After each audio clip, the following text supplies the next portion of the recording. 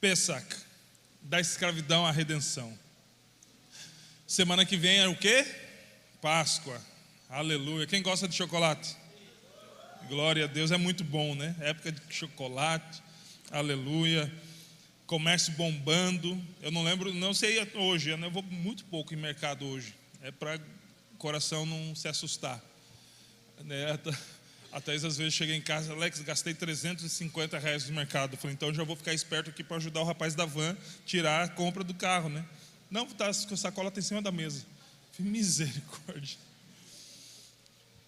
Mas quando eu era mais novo, isso tem já algumas décadas, eu lembro que os mercados faziam aqueles corredores gigantescos. Às vezes era mais de um corredor, todos fechados com ovos de chocolate. Eram túneis, né? Nas laterais aquela tentação, né? E aquele teto, aquele túnel cheio de ovos de Páscoa. E eu amava passar naquele lugar, eu amava ir no mercado nessa época.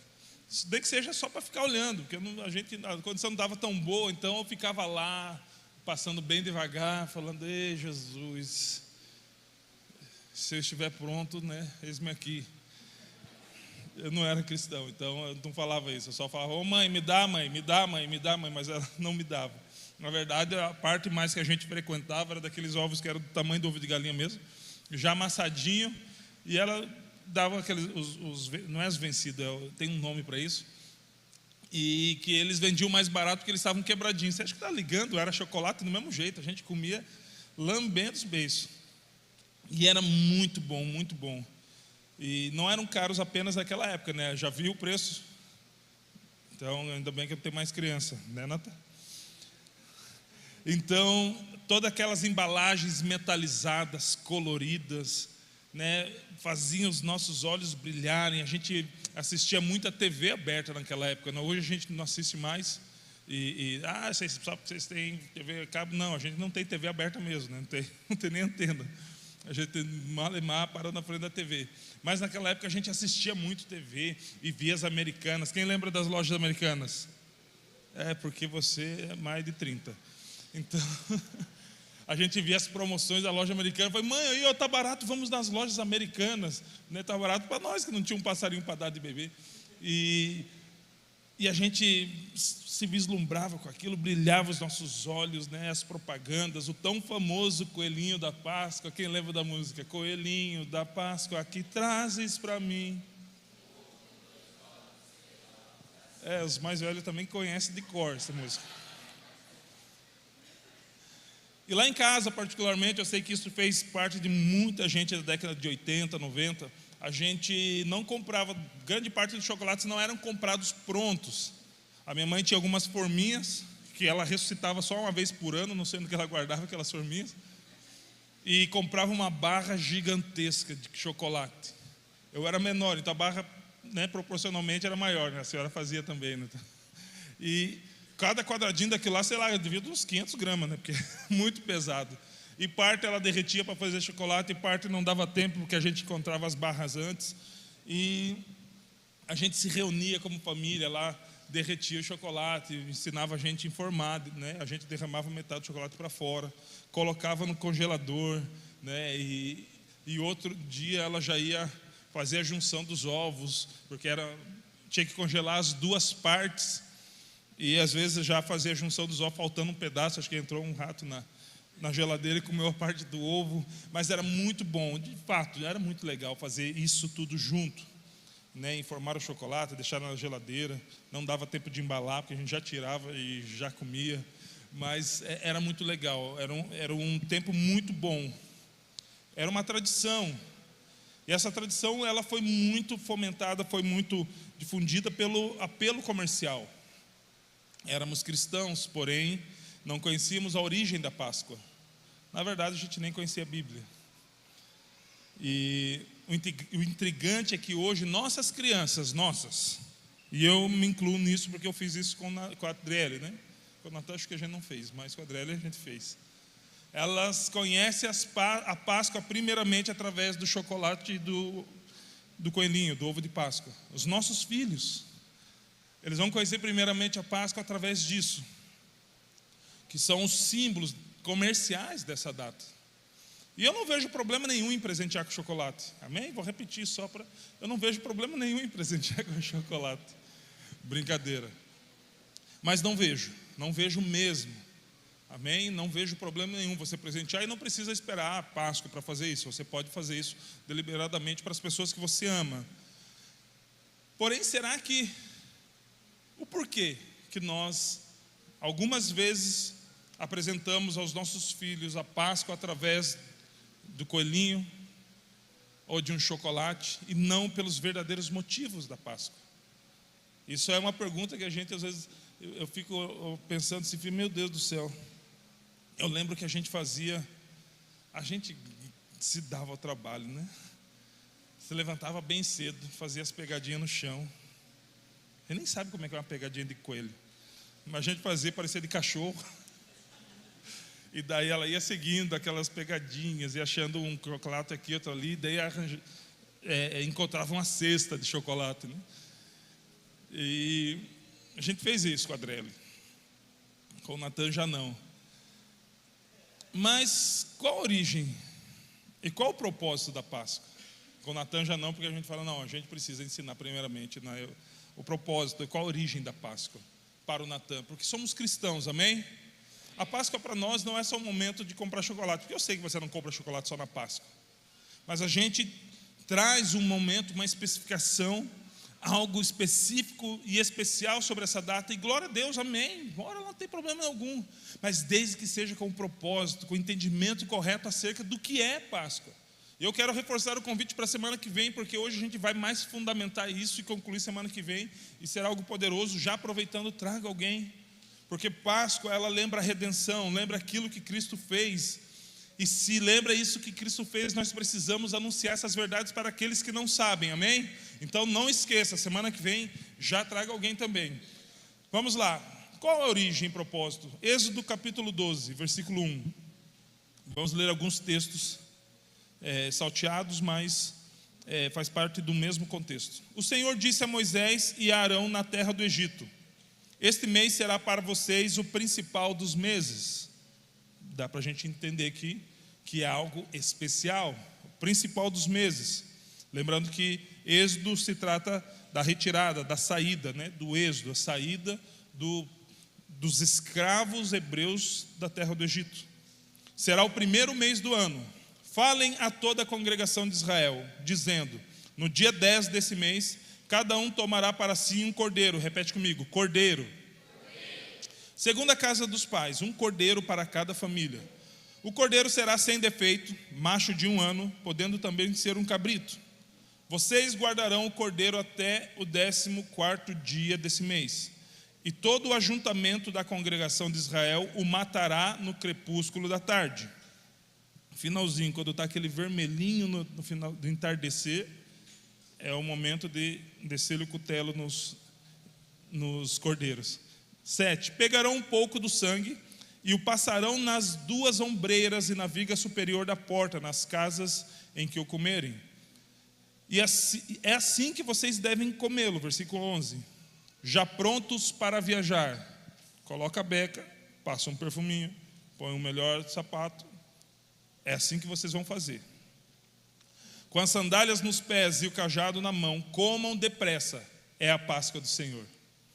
Porque naquela noite passarei pela terra do Egito e matarei na terra do Egito todos os primogênitos, tanto das pessoas como dos animais, e executarei juízo sobre todos os deuses do Egito. Eu sou o Senhor. O sangue será um sinal para indicar as casas em que vocês se encontram. Quando eu vir o sangue, quando Deus conseguir identificar a marca de sangue na verga, que é aquela viga que a gente faz sobre a porta, que se não fizer vai rachar, então sempre faça, só que naquela época geralmente era madeira. Quando eu vir o sangue na verga, nos umbrais da verga, passarei por vocês, e não haverá entre vocês praga destruidora, quando eu ferir a terra do Egito. A instituição da Páscoa aconteceria junto com a última das 10 pragas, a última, que era a morte dos primogênitos. A gente já conhece a passagem da Bíblia, onde a gente vê o povo de Israel sendo impelido por Deus através de Moisés a sair da escravidão do Egito, mas eles precisavam de uma autorização, que era do rei. Lembra que eles chegaram antes através de José, que era governador, o seu pai e seus irmãos foram até lá, receberam a terra de Goshen para habitar nessa terra, porque aquele faraó, diz a ciência, não a Bíblia, foi o único faraó que era monoteísta, ou seja, adorava um Deus, o Deus cujo governador, braço direito, era um jovem chamado José. Então eles acolheram a família de Jacó por conta de José, em considerar José. Só que morreu aquele faraó e o seu filho veio mais tirano, mais com a mão mais pesada, com punhos de ferro, e transformou aquela nação em escravos. E isso durou 430 anos. Então Deus se lembra daquela nação e chama eles para a promessa que já havia feito, para possuir essa terra. Então chama Moisés e envia a Faraó dizendo: liberte o meu povo para que vá e me adore, para que seja livre e me adore. E ele foi as 9 vezes, as 9 primeiras vezes das 9 pragas. Ele pedia: Faraó, deixa a gente ir, não vou deixar. Uma praga virá, a praga vinha. O Faraó falava: não, pode ir, porque essa praga abalou a nossa economia. Só que ele se arrependia e revogava a sua palavra. Então, por 9 vezes, 9 pragas, 9 permissões e 9 revogações dessa permissão. Só que na 10ª era a praga dos primogênitos, era a morte dos primogênitos. E nós sabemos que a expectativa da sucessão de um reino, de um comércio, de um governo, principalmente naquela época, a expectativa da sucessão estava sobre o primogênito, sobre o primeiro filho. E quando o anjo da morte veio, todo o primogênito, todo o primeiro filho, foi dizimado, foi morto. Deus dá instruções a Moisés de como fazer: de pegar ramos de ísopo, molhar o sangue do cordeiro que tinha sido morto e passar nas vergas, nos umbrais das portas. E quando o anjo da morte, ou o anjo vingador, ou o próprio Deus, estivesse passando para ferir todo o primogênito, ele passava por cima. Esse movimento de passar por cima significa Páscoa. Nada florido, né? Uma história, né, um tanto quanto hard para contar para os nossos filhos, não é? Não é mesmo? A história do coelhinho é muito mais bonita, não é não? Mas não é uma história real. A verdade, essa é a Páscoa do Senhor. E Deus, estabelecendo, ainda diz: eu sou o Senhor. Essa é a minha Páscoa. Essa é a origem da Páscoa. A ira de Deus estava sendo derramada sobre o Egito, e o sangue de um cordeiro sinalizava quem não receberia aquela punição, mas seria livre. Feliz Páscoa. E isso é tão importante a ponto de que os judeus comemoram essa data até hoje. Lembra? O principal mês do ano comemora essa data até hoje. Eles chamam também, eles instituíram uma festa em torno dessa data chamada Festa da Libertação. E no mesmo capítulo que a gente está lendo de Êxodo, lá para os finais do versículo, vai dizer que quando os filhos de vocês virem vocês fazendo esse rito e perguntarem, o rito de comemoração da libertação do Egito, e perguntarem o que é isso, explique a ele: essa é a Páscoa do Senhor, essa é a Pessaca. Ensine os seus filhos, quando eles perguntarem: que ritual é esse que vocês comemoram de uma libertação através do sangue de um cordeiro? Eles celebram até os dias de hoje. Mas sabemos que o Antigo Testamento é a sombra das coisas que viriam a ser reveladas. Amém? Nós vivemos hoje um descortinamento daquilo que estava escondido no Antigo Testamento. No Êxodo, Deus estabelece a Páscoa, onde muitos cordeiros foram sacrificados. Lembra que era um por família? E era mais de 1.500.000 que saíram do Egito. Imagine quantos cordeiros foram mortos. Então, Deus estabelece a Páscoa, onde muitos cordeiros foram sacrificados, apontando, como sombra, apontando para um sacrifício perfeito que viria tempos depois. Lembrando que o Antigo Testamento é a sombra das coisas que foram reveladas no Novo. Vamos ler João, capítulo 1, versículo 25. João batizava E João era um profeta muito considerado naqueles tempos. E perguntaram a João Batista: então, por que você batiza se não é o Cristo, nem Elias, nem o profeta? Por que você está batizando? João respondeu: eu batizo com água, mas no meio de vocês está alguém que vocês não conhecem. Ele vem depois de mim, mas não sou digno de desamarrar as correias das suas sandálias. Essas coisas aconteceram em Betânia, do outro lado do Jordão, onde João estava batizando. No dia seguinte, vendo que Jesus vinha em sua direção, João disse: eis o Cordeiro de Deus, que tira o pecado do mundo. Eis o Cordeiro de Deus, que é a revelação, que é a concretização daquilo que era sombra no Êxodo, aquilo que Deus fez por intermédio de Moisés no Êxodo, que era sombra, que era algo ainda não revelado, de uma redenção, de uma salvação, de uma libertação. Agora vocês estão vendo em carne e osso. Eis aí Jesus, o Cordeiro de Deus, que tira o pecado do mundo. Jesus é o Cordeiro de Deus, único, perfeito, santo, sem defeitos, sem pecados. Aleluia, esse é o Cordeiro de Deus. Deus pede por intermédio de Moisés que toda a família prepare para si um cordeiro. E quando a família era pequena, eles falaram: pode dividir o cordeiro entre duas famílias, caso a família seja pequena. Não é algo tão comum naquela época uma família ser pequena, mas as famílias pequenas poderiam dividir o cordeiro. Então cada um provia para si um cordeiro, e eles cuidavam daquele cordeiro sem mancha, cordeiro de 1 ano, sem doença alguma, que não podia ser manco.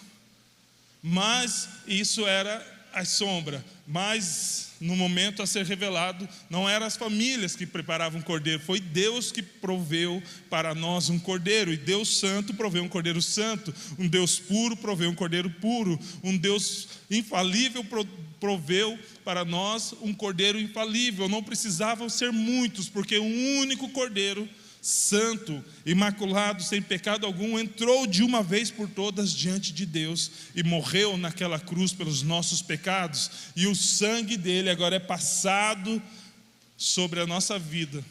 E nós já aprendemos que Jesus não morreu para nos livrar do inferno, Jesus não morreu para nos livrar do diabo, não, Jesus morreu para nos livrar da ira de Deus.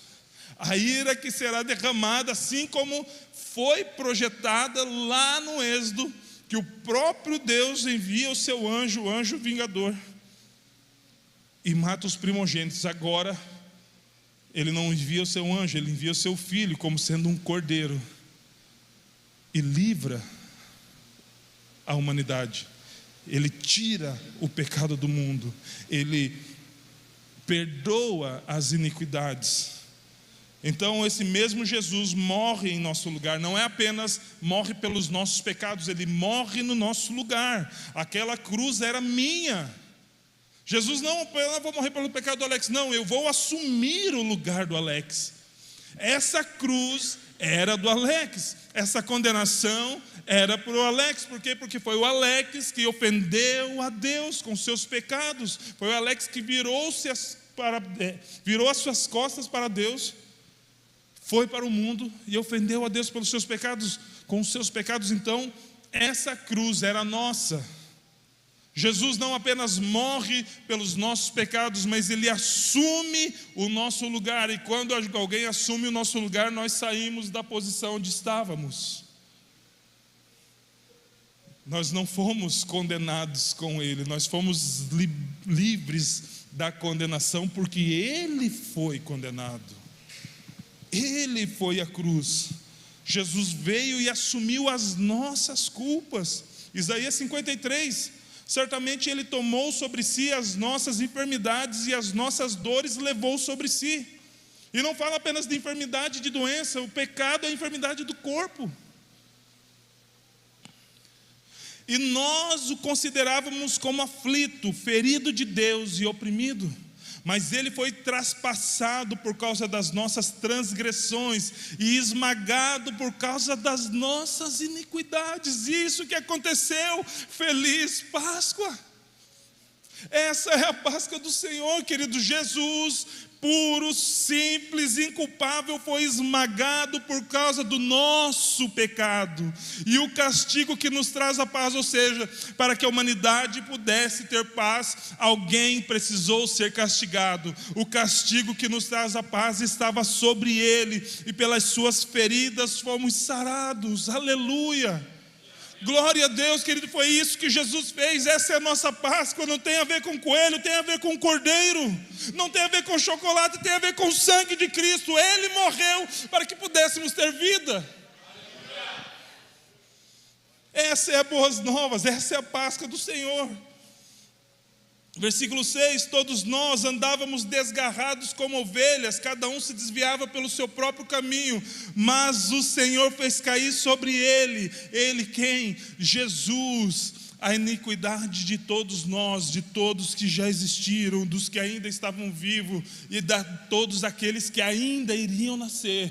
Toda a iniquidade do mundo convergiu em Cristo. O Senhor fez cair sobre ele a iniquidade de todos nós. Ele foi oprimido e humilhado, mas não abriu a boca. Oprimido e humilhado por pecados que não eram dele.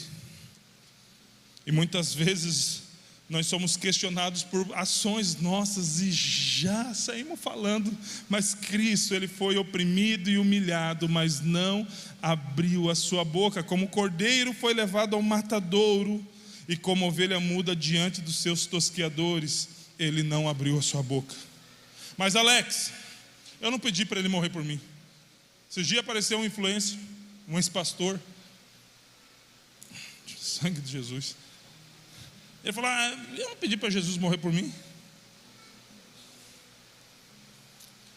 É verdade. Porque quem em plena saúde mental, plena sanidade mental, pediria para um inocente morrer pelo pecado que ele não cometeu? Quem? Quem, nas suas plenas faculdades mentais, chegaria alguém que não cometeu nada, não tem erro nenhum, não tropeçou nas suas palavras, falou, você vai morrer pelos meus erros.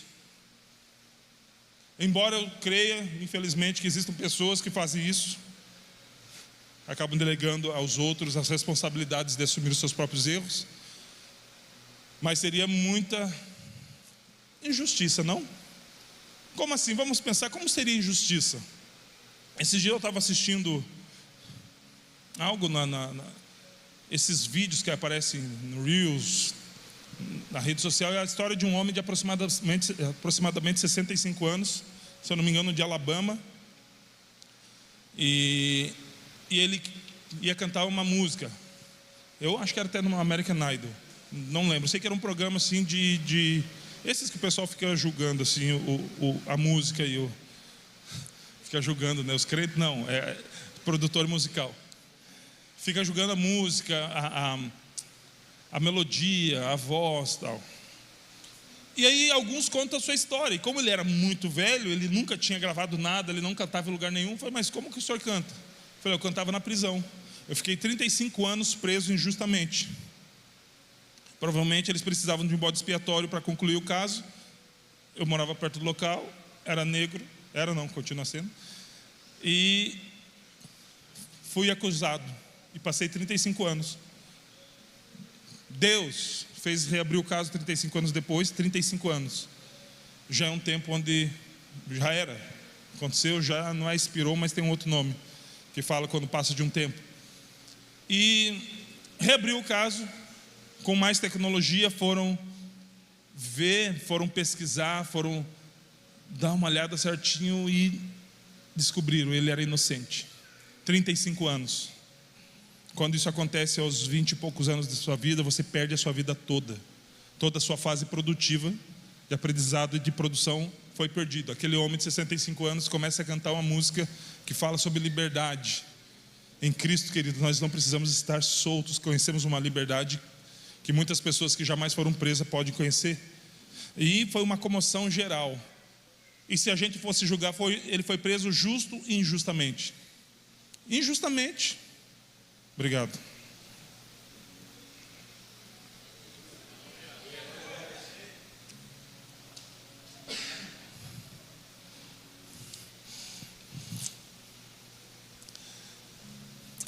aquele homem foi condenado injustamente, mas graças a Deus reaveram tudo e ele foi liberto. Reaveram não, né? 35 anos ele perdeu. E Jesus, que morreu por pecados que não eram dele, isso foi justiça ou injustiça? Injustiça. Mas como assim? Como que alguém viria morrer? Que Deus mau é esse? Que imputou a Jesus pecados que ele não cometeu? Ei, foi voluntariamente. Jesus fez justiça sobre a nossa injustiça. A nossa injustiça não poderia ser resolvida, na verdade ela estava sendo acumulada. E não tínhamos meios naturais, seja lá por habilidade, por inteligência, seja lá por santidade, até porque não tínhamos, que pudesse resolver isso, que pudesse apagar a nossa injustiça. Então Deus envia o seu Filho justo, porque através da sua justiça Ele apagaria toda a injustiça. E Jesus, recebendo os nossos pecados, não se torna injusto. Não, pelo sacrifício Ele não se torna injusto. O justo justifica aqueles que eram impuros, que somos nós. Então nós que éramos injustos fomos justificados pela justiça de Deus. Essa é a Páscoa. A justiça santa do Todo-Poderoso veio até nós, tirou os nossos pecados e nos fez justificados. Somos melhores que os outros? Não. Somos mais santos que os outros? Não. Somos mais dignos que os outros? Não. Mas somos justificados por causa da justiça de Cristo através daquela cruz. Isaías 53:10 diz: todavia ao Senhor agradou esmagá-lo. Qual é um outro atributo do Senhor? Entendemos que aqui o Senhor, Deus na Trindade. Qual que é o outro atributo de Deus na Trindade? Pai. Ok. E de Jesus, qual que é o atributo de Deus na Trindade? De Jesus na Trindade? Então aqui nós temos as duas figuras da Trindade. Todavia ao Senhor, Pai, agradou esmagar e fazer sofrer o seu Filho. Feliz Páscoa. Quando Ele der a sua alma como oferta pelo pecado, verá a sua posteridade, verá os seus descendentes e prolongará os seus dias, e a vontade do Senhor prosperará nas suas mãos. Ele verá o fruto do trabalho de sua alma e ficará satisfeito. O meu servo justo, com seu conhecimento, justificará a muitos, porque as iniquidades deles, ou seja, nós, Ele levará sobre si. O fruto do penoso trabalho de Jesus, o fruto do penoso, esmagador, sofredor trabalho é a minha e a sua redenção. O fruto do trabalho dele na cruz é aquilo que é feito e gerado em mim e em você através do Espírito Santo. Então a Bíblia diz que quando ele ver o fruto do trabalho, ele ficará satisfeito. Isso não faz você o centro da vontade de Deus, não, querido. Mas isso faz de você alguém que o Senhor se agrada quando nós não apenas entendemos o motivo da cruz, mas correspondemos àquilo que Ele fez naquele lugar. Então quando Ele vê o fruto do seu trabalho, e qual que é o seu trabalho? Morrer para que nós pudéssemos viver. Morrer por injustos para justificar esses injustos e fazer esses injustos parecidos com o Pai. Então quando Ele olha para nós e vê que nós nos parecemos com Ele, conforme nós correspondemos a esse chamado, Ele se agrada do trabalho que Ele teve. Ele não se entristece pelas dores que Ele sofreu.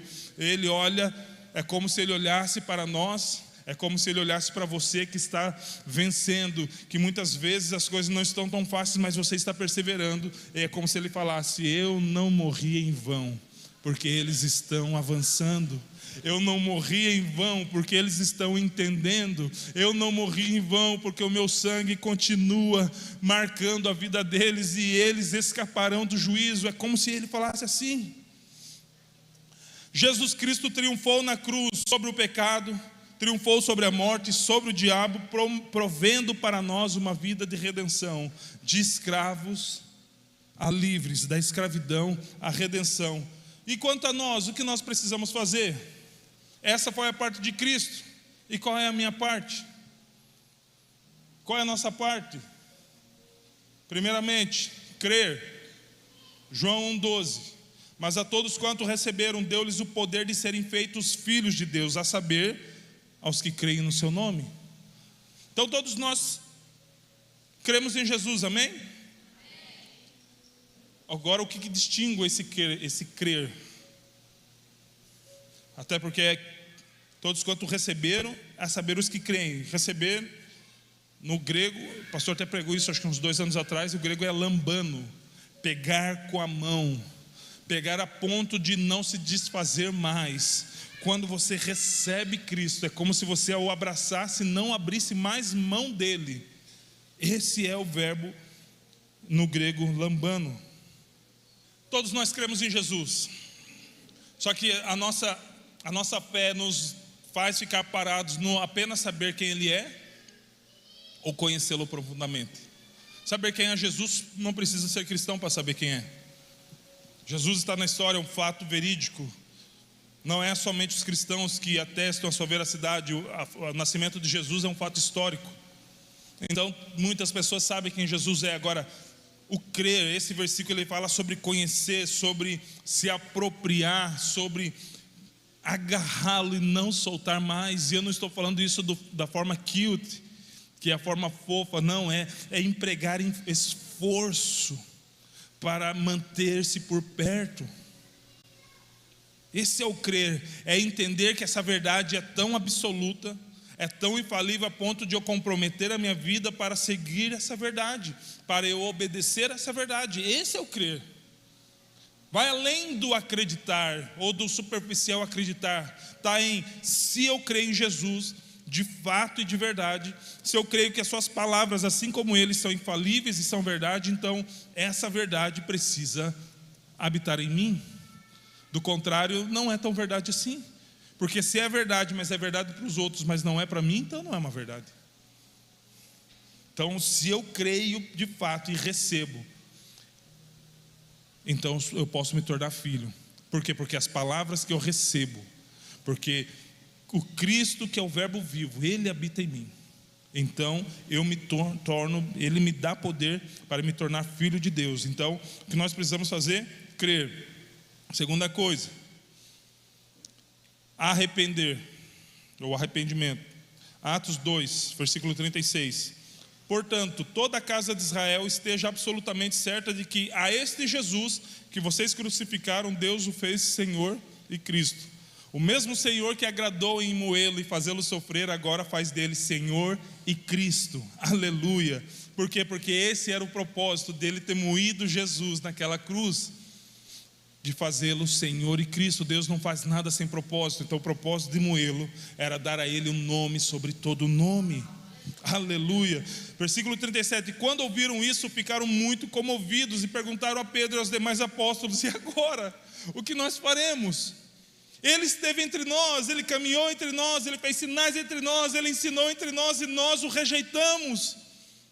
E agora o que nós faremos? E sabe o que é mais engraçado? Porque essa pergunta precisa existir até hoje, porque Jesus é apresentado a nós cotidianamente, alguns pela primeira vez, outros pela segunda, terceira, 10ª, 20ª vez. E eu tenho para mim que precisamos sempre, quando nos encontramos com a palavra de Deus e somos confrontados por elas, nós precisamos, meu Deus, o que eu vou fazer? E agora, José? No caso, e agora, Jesus? O que faremos? Pedro respondeu, versículo 38, arrependam-se. Lembra da mensagem de João Batista no deserto? O reino está chegando, arrependam-se. Arrependam-se. Jesus não veio para tirar o pobre da pobreza, querido. Isso é promessa de político. Tem muita gente acreditando. Jesus veio pegar o miserável, não importa se ele é rico ou pobre, mas o escravo, o pecador, e fazê-lo assentar nas regiões celestiais com Cristo. Esse é o Evangelho. Isso é o Evangelho de Deus, porque muitas vezes pessoas têm dificuldade por ter uma posição social mais privilegiada, eu não gosto muito dessa palavra em si, mas mais abastada, tem uma condição social melhor, e eles acham às vezes que não precisam de Cristo, e muitas vezes nós achamos que eles não precisam. Você sabia que muitas vezes nós cristãos achamos que os mais ricos não precisam de Jesus? Sabe qual que é a prova? Nós temos entre os 5 povos menos evangelizados no Brasil, os ricos. E também temos na outra ponta os miseráveis. porque a gente faz do evangelho uma obra social. Jesus disse: o pobre vocês sempre terão entre vocês. Mas a questão é, o próprio Jesus disse: ei, eu vim apregoar o ano do Senhor, eu vim trazer liberdade ao cativo. Todo aquele que não tem Jesus está escravo do pecado. Não importa a sua condição social, não importa a cor da sua pele, não importa o idioma que ele fale, mas todo aquele que está longe de Cristo está escravizado do pecado. E é isso que é a Páscoa, da escravidão à redenção. Ele morreu para nos tornar livres. É a mensagem pura do evangelho. Por isso que ele fala: arrependam-se cada um de vocês, seja batizado em nome de Jesus para a remissão dos seus pecados, e vocês receberão o dom do Espírito Santo. Arrependimento, queridos, arrependimento. Encontrar com Cristo e não ter arrependimento é complicado. Até porque não existe cristianismo sem Cristo, não existe perdão sem arrependimento, não existe glória sem cruz. Arrependimento.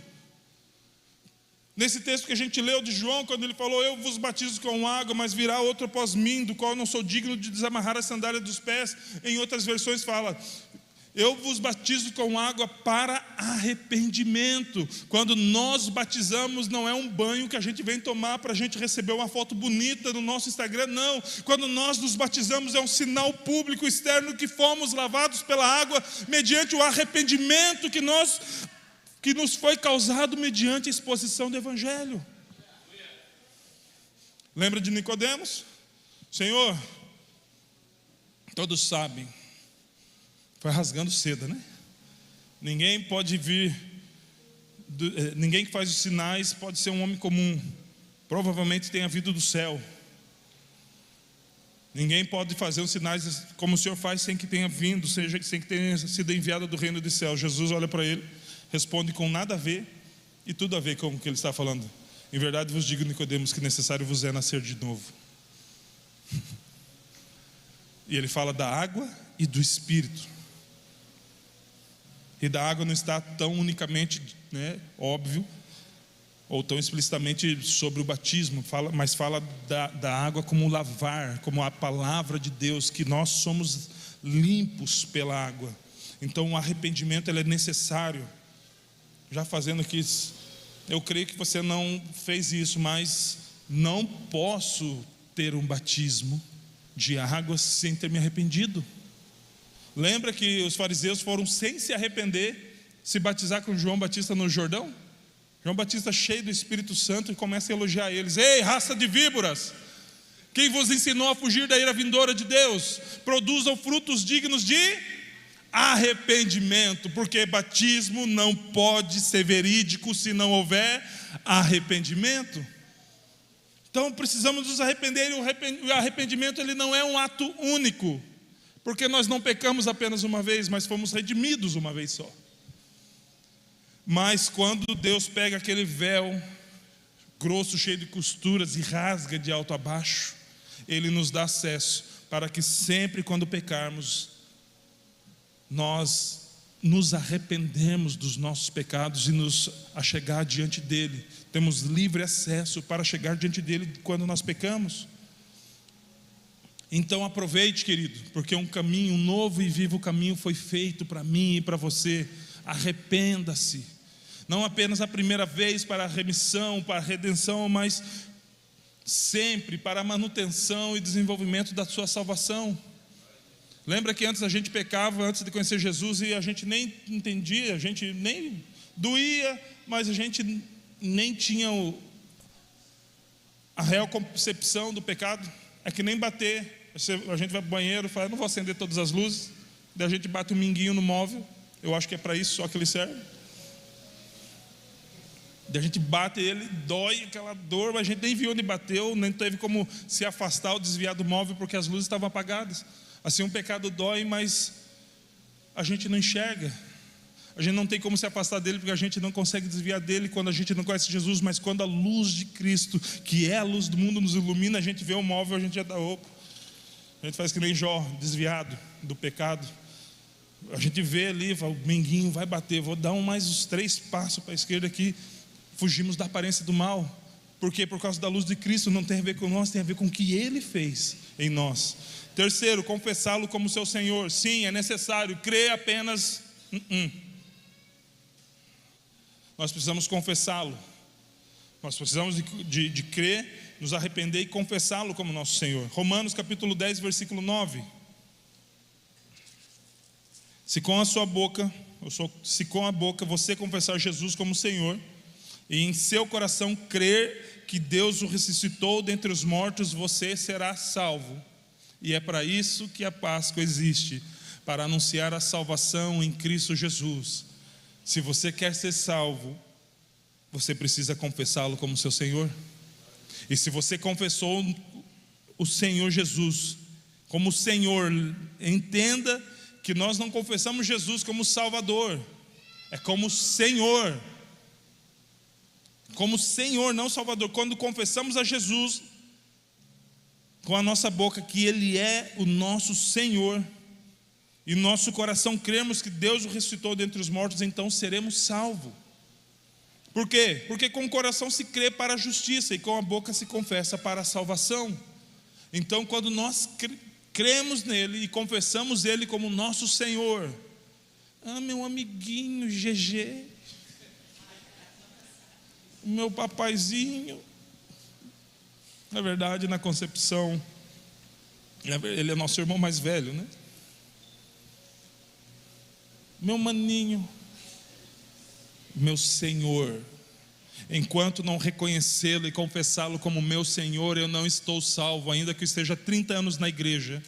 E confessar o Senhor, confessá-lo é manifestação pública de atitude.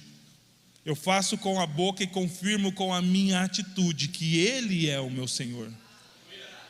Eu não posso escrever com as mãos e apagar com os pés conforme eu vou andando. Não, eu declaro com a boca e confirmo com a minha atitude que Ele é o Senhor. E se Ele é o Senhor, eu sou o seu servo. E ouvimos muito das nossas mães: manda quem pode e obedece.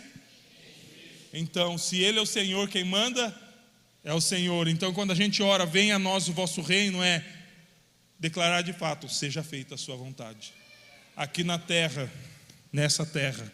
Lembra da parábola do semeador? A terra é o coração. Seja feita a sua vontade aqui, aqui, aqui. Porque havendo a sua vontade estabelecida aqui, a partir daqui, ela começa a ser conhecida. Se coloque de pé em nome de Jesus. Deu certo aí a declaração. E o último, não menos importante, seguir a Jesus, que é a confirmação. Nós, para a salvação, declaramos Ele com a boca. E quando nós confirmamos com nossas atitudes aquilo que nós confessamos com a boca e cremos no nosso coração, a gente resulta nisso aqui, em seguir a Jesus. Muitas pessoas creem em Cristo. Muitos até confessaram, outros até se batizaram. Que bonitinho. Mas não seguem. Seguir a Jesus. Lucas capítulo 9, versículo 23. Jesus dizia a algumas pessoas somente? Não. Jesus dizia apenas aos seus discípulos? Não. Jesus dizia a um certo grupo que tinha pago para ouvi-lo pessoalmente, sentar com ele à mesa? Não. Jesus dizia a todos. E todos no grego é todos também. Se alguém quiser, é só para quem quiser, querido. Se alguém quer vir após mim, negue-se a si mesmo. Dia a dia tome a sua cruz e siga-me. O que eu farei da minha vida, Jesus? Siga-me. Eu posso escolher o destino, Jesus? Siga-me. Quais serão as escalas onde nós vamos parar, Jesus? Siga-me. Qual é o caminho pelo qual nós vamos percorrer, Jesus? Posso botar no Waze aqui para saber se vai ser complicado ou não? Siga-me. Siga-me. Você me estabeleceu como Senhor da sua vida. A questão é que nós fazemos muitas perguntas, temos muitas dúvidas para aqueles que falaram que iriam obedecer incondicionalmente. Versículo 24: pois quem quiser salvar a sua vida, a perderá. Ou seja, a salvação não se produz com mãos humanas, não se produz com tesouros, não se produz com influências ou tráfico delas, não se conquista de forma alguma.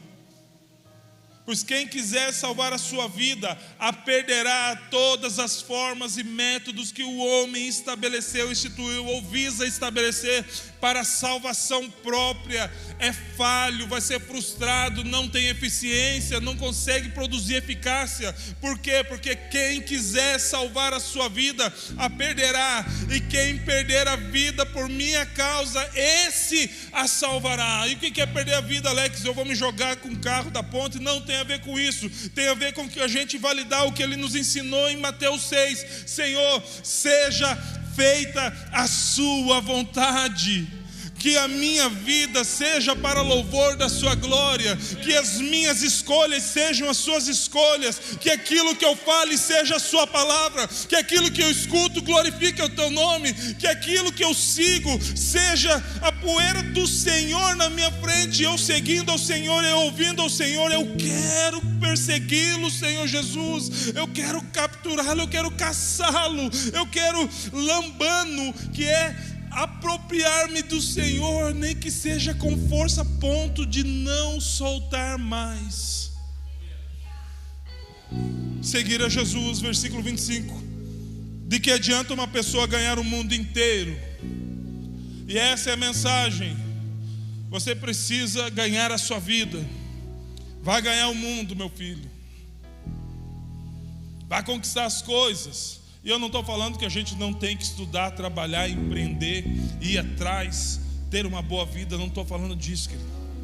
Eu estou falando de fazer o que Jesus quer que a gente faça, de escolher o que Jesus quer que a gente escolha, de fazer a pergunta: Pai, se fosse o Senhor, o que o Senhor faria? No meu lugar, Jesus, qual era a sua decisão? Pai, o que o Senhor deseja nessa decisão que eu preciso tomar? Do que adianta uma pessoa ganhar o mundo inteiro se vier a perder-se ou causar dano a si mesma? Vamos orar, queridos. Essa é a nossa Páscoa. Mesmo que essa mensagem seja uma mensagem baseada em boas novas, de entender que Jesus fez um caminho que a gente possa acessar ao Pai, um caminho que antes não podíamos trilhar, mas agora podemos.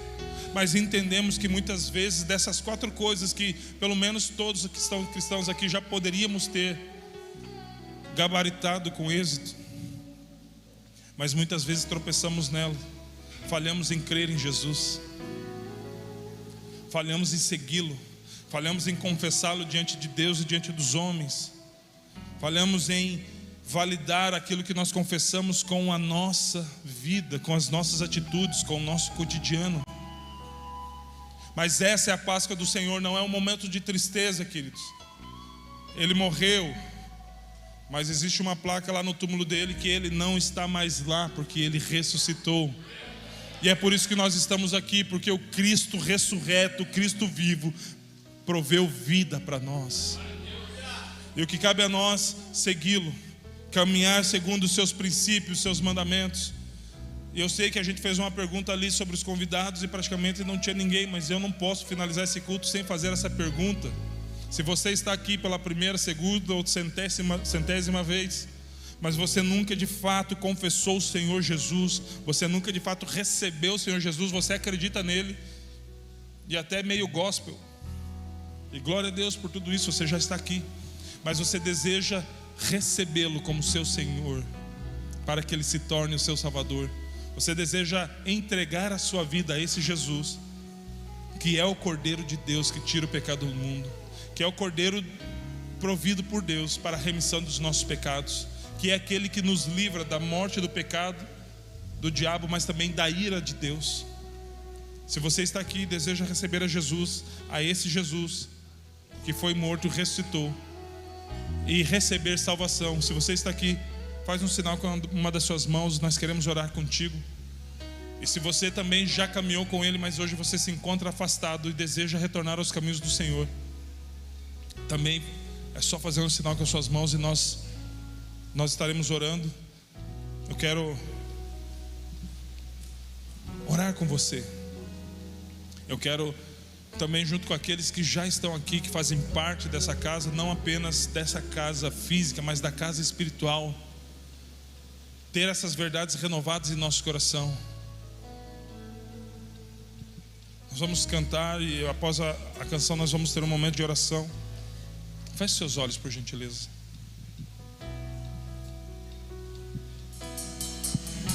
Santo, vestido de glória Ele está. Nós somos coroa da criação do Pai. Brilhamos mais que o sol ao meio-dia, ao te contemplar. Santo,